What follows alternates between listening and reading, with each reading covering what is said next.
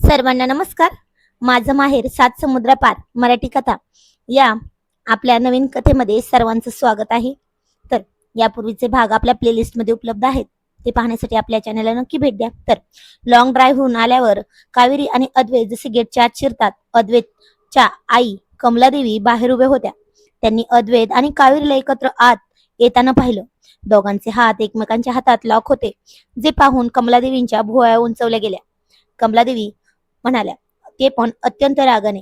तर अखेर केळकर घराण्याच्या वारसाला घरची आठवण आली तर म्हणायची. अद्वैत दिवसभर फोन बंद करून या मुलीसोबत कुठे गायब होतास तू? कावेरीने नकळत अद्वैतचा हात अजून घट्ट पकडला, कारण ती घाबरली होती. तो म्हणाला, आई, मी माझा फोन मुद्दाम बंद ठेवला होता. मला कावेरी सोबत काही वेळ घालवायचा होता, कारण काल रात्री जे काही वादळ झालं त्यानंतर आमचं मन शांत होणं गरजेचं होतं. आणि कमलादेवी सोफ्यावरून उठत कावेरीकडे खूप रागाने पाहत म्हणाल्या, मन शांत करायला गेला होतास की केळकर घराण्याची अब्रू आणखी वेशीवर टांगायला? अद्वैत, तू विसरतोयस की तू कोणाचा मुलगा आहेस? दिवसभर या मुलीला घेऊन फिरतोयस. तुला काय वाटतं रे? न्यूयॉर्क मध्ये तुम्ही दोघे कुठेही फिराल आणि मला काही कळणार नाही का? असं त्या खूप रागाने बोलल्या. आणि कावेरी हळू आवाजात हात जोडून म्हणाली, कमलादेवी मॅडम, आमचा तसा कोणताही उद्देश नव्हता. अद्वैत फक्त मला असं काही बोलणार ती पुढे इतक्यात कमलादेवी हात दाखवून कावेरीला मध्येच थांबवत म्हणला, कावेरी, माझा आणि माझ्या मुलाच्या संभाषणात तू मध्ये बोलू नकोस. तुझी लायकी आणि मर्यादा काय आहे हे काल रात्री तू दाखवून दिलं आहेस. एका परक्या पुरुषाच्या पेंट हाऊसवर जाणारी मुलगी आज माझ्या मुलाला माझ्यापासून दूर घेऊन फिरते ना, हे मी खपवून घेणार नाही. अद्वैतचा रुद्र अवतार आईने कावेरीच्या चारित्र्यावर पुन्हा आळ घेतला होता आणि ते पाहून अद्वैतचा संयम सुटला. त्याचा आवाज आता संपूर्ण हॉलमध्ये घुमला. तो इतका जोरात ओरडला. अद्वैत रागाने म्हणाला, बस करा आई, खूप झालं. मी आधीही सांगितले आणि आत्ताही सांगतोय, कावेरीबद्दल एकही चुकीचा शब्द मी सहन करणार नाही. काल रात्री जॉनच्या तिथं ती का गेली होती याला मी आणि माझा अहंकार कारणीभूत आहे आणि होतो. ती नाही, तिने स्वतःला नेहमी मर्यादेतच ठेवलंय आई. कमलादेवी अद्वैतच्या अगदी जवळ येत डोळ्यात डोळे रोखून पाहत म्हणाल्या, अद्वैत, तू या मुलीसाठी माझ्यावर ओरडतोयस? ज्या आईने तुला लहानाचं मोठं केलं, तुझ्या प्रत्येक सुखासाठी स्वतःचं आयुष्य पणाला लावलं, आज तू त्या मुलीच्या समोर त्या या पोरीसाठी उभा राहतोयस आईच्या समोर? अद्वैत आवाज थोडा मऊ करत पण खंबीरपणे उभा राहत आणि म्हणाला, आई, मी तुझ्या उपकारांचा आणि प्रेमाचा आदर करतो ग, पण कावेरी माझं प्रेम आहे.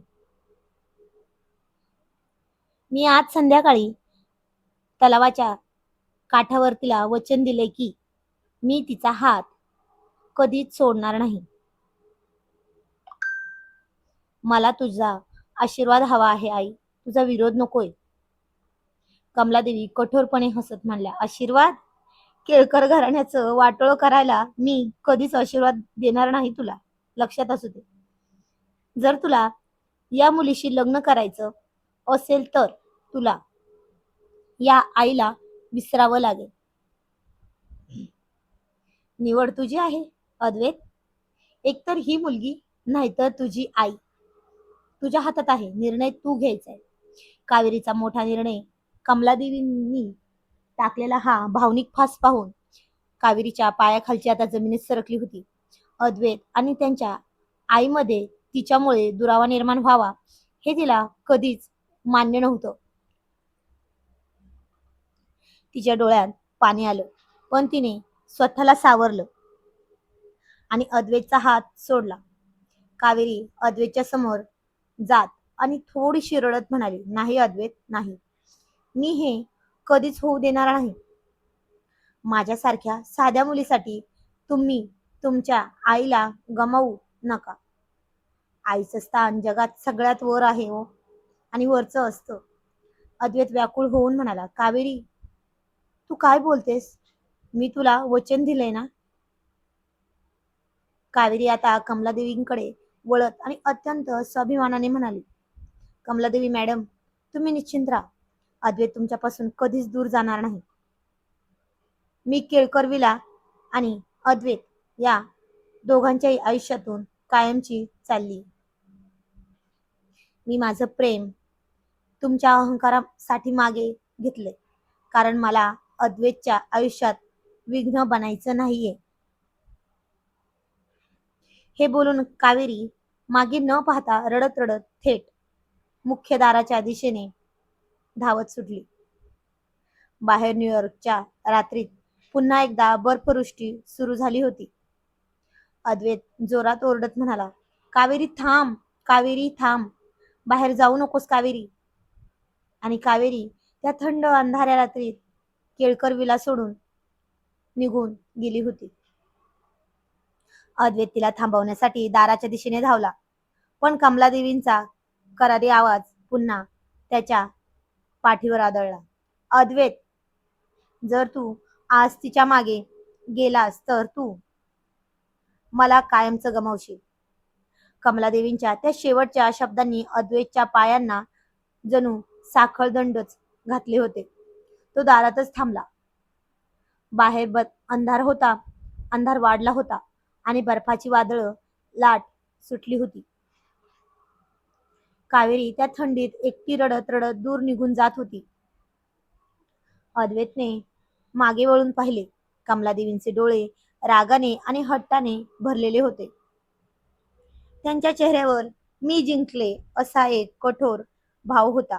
पण त्याचवेळी अद्वैतच्या मनात काल रात्रीचा तो क्षण जागा झाला, जेव्हा त्याने कावेरीला गमावण्याच्या भीतीने पहिल्यांदा स्वतःचे नियंत्रण गमावले होते.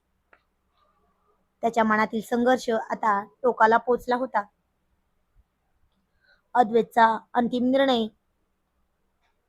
अद्वैत शांत पण एका वादळापूर्वीची शांततेसारखा आवाजात म्हणला, आई, आजपर्यंत मी केळकर घराण्याचा वारसदार म्हणून तुझ्या प्रत्येक शब्दाचा आदर केला. तू सांगितशील तो बिझनेस सांभाळला. तू सांगशील तसा राहिलो, कारण मला वाटायचं की माझ्या आईला माझ्या सुखाची काळजी आहे. कमलादेवी थोडं कडक आवाजात म्हणाल्या, मी आजही तुझ्या सुखाचाच विचार करते अद्वैत. अद्वैत नकारार्थी मान डोळ्यात अश्रू आणत म्हणाला, नाही आई, नाही.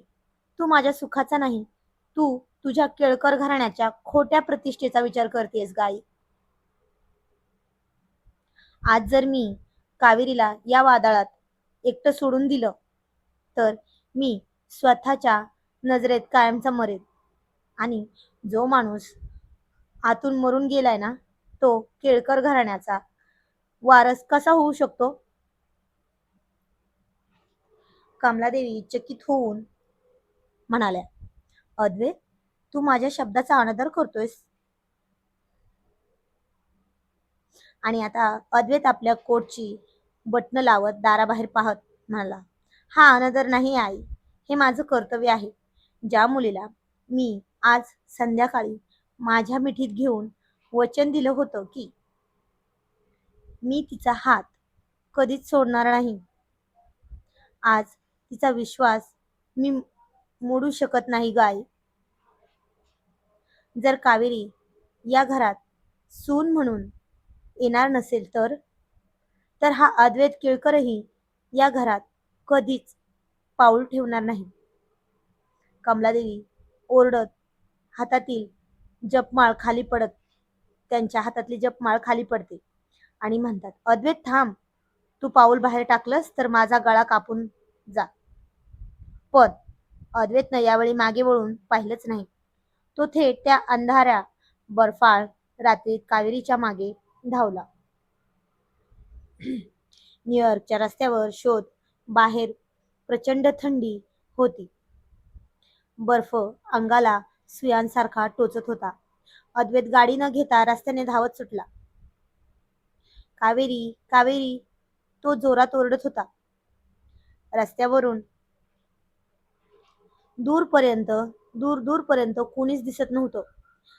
काही अंतरावर एका स्टील लाईटच्या स्ट्रीट लाईटच्या खाली कावेरी थंडीने गारठून एका बाकावर बसून स्वतःचे पाय पोटाशी धरून रडत असलेली त्याला दिसली. तिची ती अवस्था पाहून अद्वैतच्या काळजाचा ठोका चुकला होता. त्याला खूप वाईट वाटलं होतं. तो धावत तिच्या जवळ गेला आणि त्याने थेट तिला आपल्या मिठीत घेतलं. कावेरी दचकून अद्वैतला पाहून आणखी रडू कोसळत म्हणाली, अद्वैत, अद्वैत, तुम्ही का आला तिथे? मी सांगितलं होतं ना की आईला सोडू नका म्हणून. जा तुम्ही परत. बरं का आलात तुम्ही? अद्वैत तिला आपल्या कोटमध्ये लपवत आणि स्वतःच्या अंगाशी घट्ट धरत म्हणाला, गप्प बसायचं कावेरी. मी तुला सांगितलं होतं ना की जोपर्यंत माझा हात तुझ्या हातात आहे तोपर्यंत जगातली कोणतीही ताकद आपल्याला वेगळं करू शकत नाही. मग माझी आई असली तरीही मी तिला सोडून आलोय कावेरी, तुझ्यासाठी, फक्त आणि फक्त तुझ्यासाठी. कावेरी आता रडत म्हणाली, पण अद्वैत, तुमच्या आई. आणि अद्वैत म्हणाला, आईला तिची चुकी समजेल कावेरी, पण आधी मला तुला सुरक्षित ठेवायचं आहे. आजची ही न्यूयॉर्कची रात्र आपली आहे.